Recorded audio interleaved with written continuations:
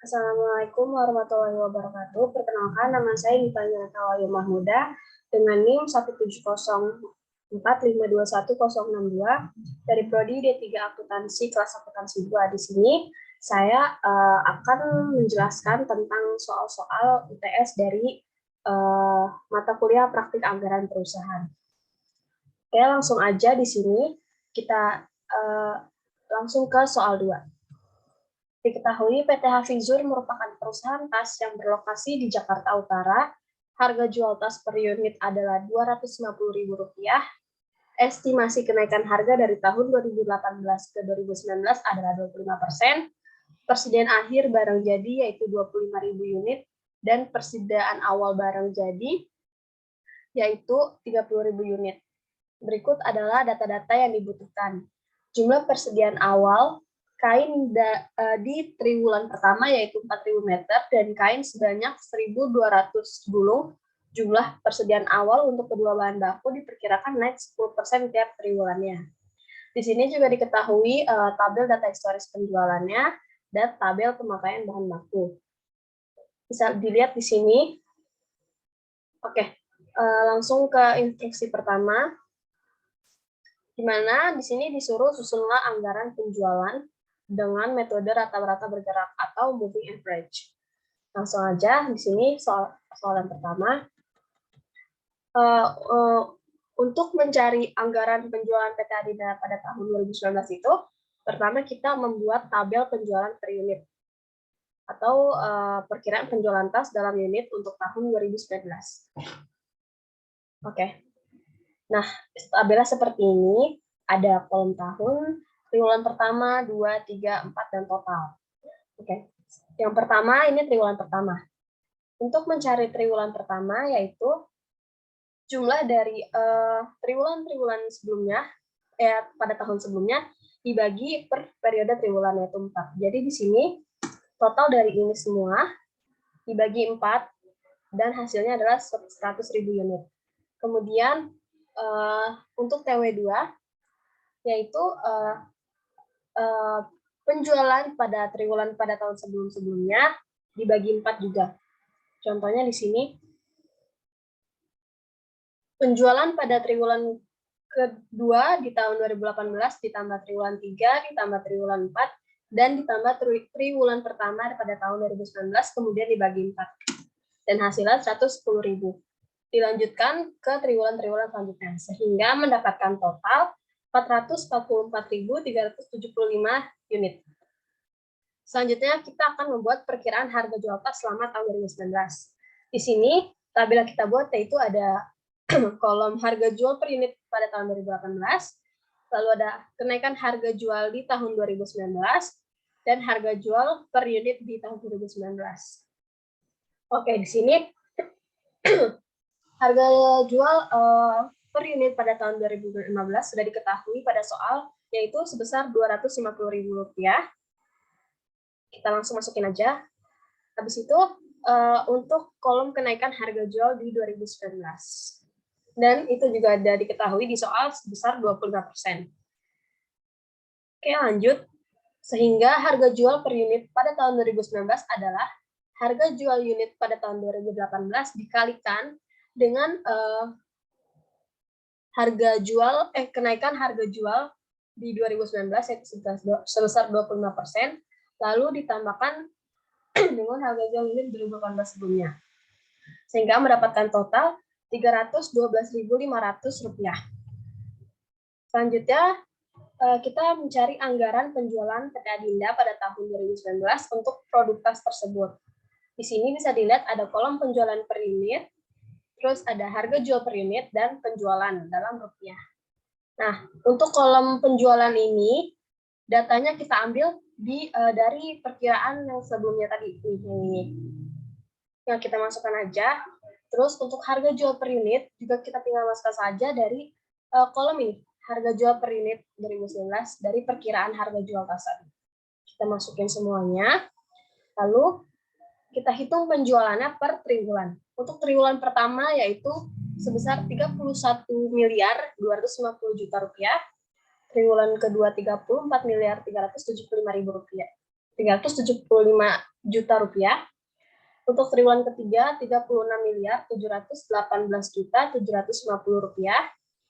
Untuk triwulan keempat 36.523.437.500 rupiah.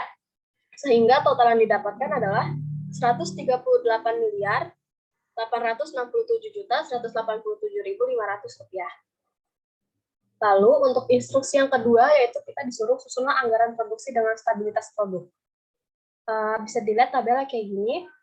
Di sini ada kolom penjualan, persediaan akhir, jumlah, persediaan awal, dan produksi. Seperti biasa ada triwulan pertama, kedua, 3, dan 4 serta total. Nah, untuk penjualannya kita bisa masukkan data dari anggaran penjualan yang tadi kita kerjakan.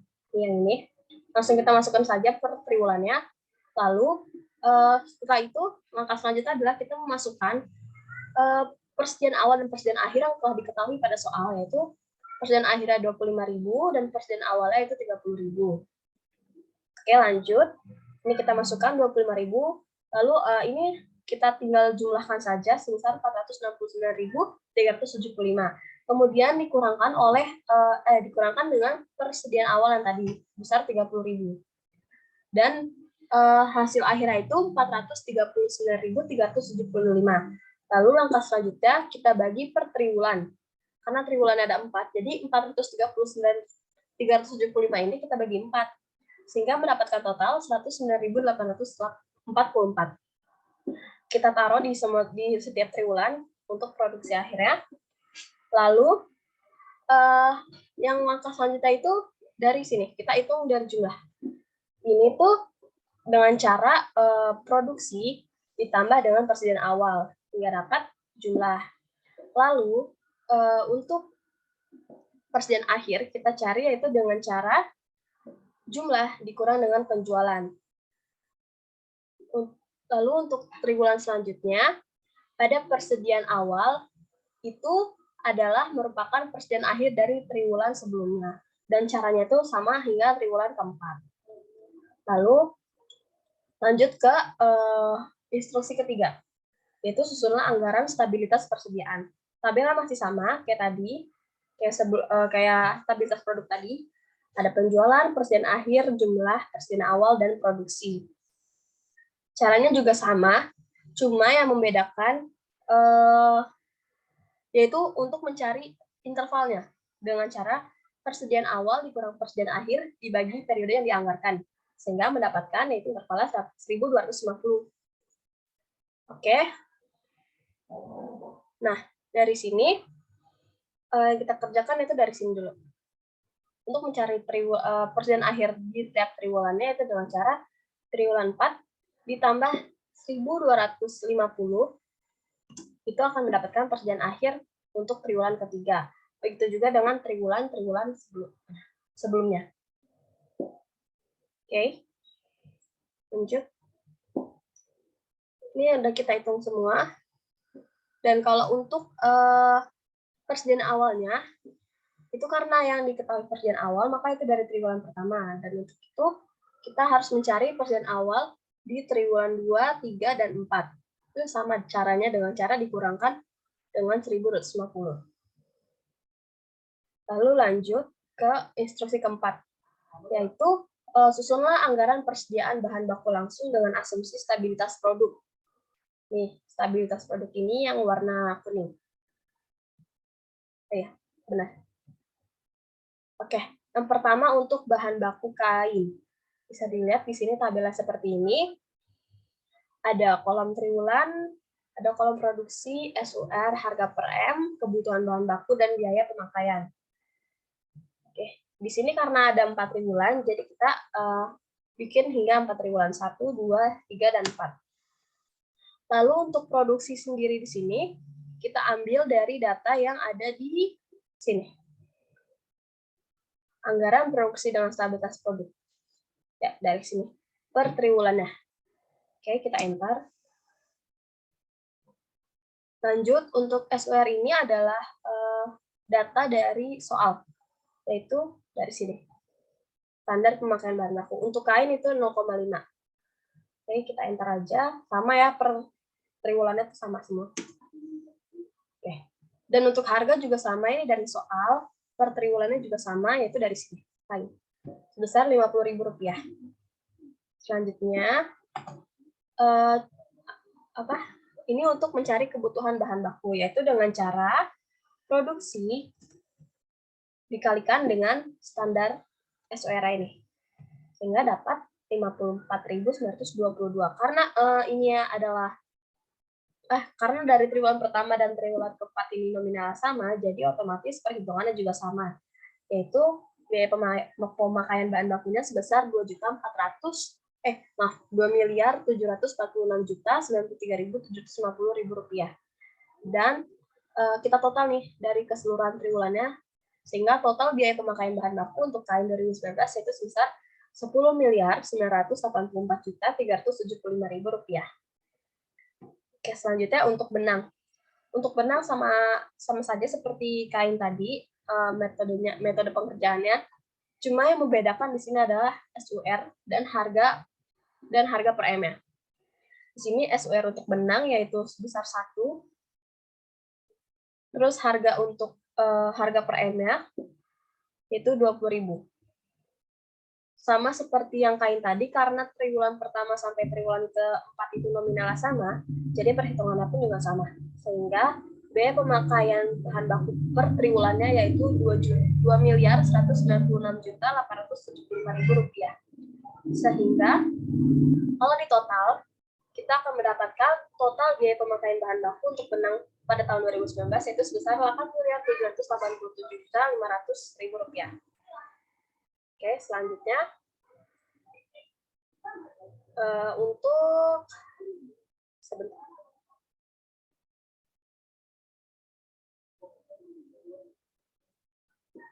Ini maaf. Oke, ini selanjutnya itu dengan asumsi stabilitas persediaan. Oke, caranya masih sama, cuma yang membedakan adalah di produksinya ini. Nah, data dari produksinya ini kita ambil dari tabel anggaran yang ini, yang kita udah cari tadi. Ya, anggaran stabilitas persediaan dari sini. Kita copy semua per triwulannya. Ini kita enter aja. Oke, lanjut. Ini udah semua ya. Lalu SUR-nya kain tadi di soal itu kan 0,5 ya. 0,5 dan harganya 50.000. Tinggal kita kaliin aja. Untuk triwulan pertama 98.750 dikalikan 0,5 hasilnya 49.375. Lalu 108 dikalikan dengan 108.750 dikalikan 0,5 sama dengan 54.375. 116.250 dikali 0,5 hasilnya 58.125. Dan yang triwulan terakhir yaitu 115.625 dikalikan 0,5 hasilnya 57.803. Nah, hasil kebutuhan bahan baku per triwulan ini langsung kita kalikan saja dengan harga per M-nya. Sehingga didapatkan hasil seperti ini, bisa dilihat. Oke, langsung lanjut ke total. Sehingga total biaya pemakaian bahan baku untuk kain di 2019 yaitu sebesar Rp10.984.375.000. Sama ya kayak ini. Oke, kayak yang tadi. Kayak metode asumsi stabilitas produk. Lanjut untuk benang. Benang sama saja seperti kain tadi ini. Kolomnya sama, di sini juga sama. Dan yang membedakan itu adalah SUR dan harganya, karena ini benang. SUR benang per triwulannya 1 dan harganya 20.000. Sehingga untuk total dari biaya pemakaian bahan baku untuk benang di 2019 dengan asumsi stabilitas persediaan yaitu Rp8.787.500.000. Kita lanjut untuk anggaran pembelian bahan baku dengan dua asumsi. Yang kuning ini dengan asumsi stabilitas produk. Oke, jadi gini. Tabelnya agak berbeda dari yang tadi, dari anggaran pemakaian. Di sini ada kolom triwulan pemakaian bahan baku, persediaan bahan baku, total bahan baku, persediaan awal bahan baku, jumlah pembelian bahan baku, harga per M, dan total pembelian bahan baku. Oke, di sini triwulan ada 4. Dan untuk pemakaian bahan baku ini, datanya kita dapat dari sini. Bentar, maaf. Oke, dari sini. Ini langsung kita enter aja per triwulannya. Ya, di sini. Dan untuk persediaan, lalu kita lanjut ke sini. Diketahui persediaan awal bahan baku itu sebesar 4.000 tadi di soal ya. Ya nih, 4.000 per M dan 1.200 tuh. Oke. Lanjut persediaan awal. Ya, sini 4.000. Lalu untuk mencari persediaan awal untuk triwulan-triwulan selanjutnya itu dengan cara persediaan awal yang tadi yang 4.000 ini ditambah dengan 10% dikalikan dengan persediaan awal yang awal. Yang triwulan pertama. Hasilnya 4.400. Dilanjutkan oleh triwulan-triwulan selanjutnya. Lalu untuk persediaan akhir itu sama juga kayak tadi. Ya. Tinggal kita masukkan aja datanya dari sini. Lalu sini kolom jumlah pembelian bahan baku. Dengan cara total kebutuhan bahan baku dikurang dengan persediaan awal bahan baku. Untuk triwulan pertama sebesar 55.322. Untuk triwulan kedua 55.362. Untuk triwulan ketiga 55.406 rupiah. Maaf, 5.000 unit. Dan untuk triwulan keempat 55.454 unit. Dan untuk kain seperti pada soal harga per M itu 50.000 ya. Sama tiap triwulannya. Oke, lalu kita langsung kalikan saja untuk total pembelian bahan baku yaitu dengan cara jumlah pembelian bahan baku dikalikan harga per M. Sini bisa dilihat ya totalnya semuanya. Sehingga kita akan dapatkan total biaya pembelian bahan baku untuk kain di 2019 sebesar 11.077.195.000 rupiah. Oke, untuk benang sama ya. Cuma yang membedakan di sini yaitu persediaan awalnya sebesar 1.200. Caranya juga sama, dikalikan dengan 10% lalu ditambah ya di sini. Lalu harga per M-nya itu 20.000. Tinggal dikalikan saja jumlahnya segini. Lalu kita akan mendapatkan total biaya pembelian bahan baku untuk kain di 2019 sebesar 8.798.638.400 rupiah. Dan kita lanjut ke metode stabilitas persediaan. Oke, untuk kain, kolomnya sama seperti yang tadi. Oke, cuma yang membedakan di sini adalah data dari pemakaian bahan bakunya. Di sini kita ambil dari data kolom, dari data tabel yang ini. Ya, yang ini. Kita masukkan per tiap triwulannya. Kita masuk semua. Caranya juga sama, ini untuk persediaan bahan baku awal sudah diketahui. Lalu untuk selanjutnya tinggal dikalikan 10%, lalu ditambah. Dan harga per M untuk bahan baku kain ini 50.000, lalu kita kalikan semuanya, sehingga kita mendapatkan total biaya pembelian bahan baku untuk kain sebesar 11.077.195.000 rupiah, sama seperti asumsi sebelumnya, asumsi stabilitas produk. Dan untuk benang juga sama saja, cuma yang membedakan data pemakaian bahan baku di sini. Kita ambil juga dari data yang sini ya. Kita masukkan per tiap triwulannya. Oke. Dan yang membedakan juga di sini adalah harga per M. Yang kain tadi 50.000, di sini untuk benang 20.000. Tinggal dikalikan saja semuanya, lalu kita akan mendapatkan total biaya pembelian bahan baku untuk kain di 2019 adalah 8.798.638.400 rupiah. Oke. Sudah selesai untuk pembahasan dan penjelasan soal 2, kita lanjut ke soal ketiga.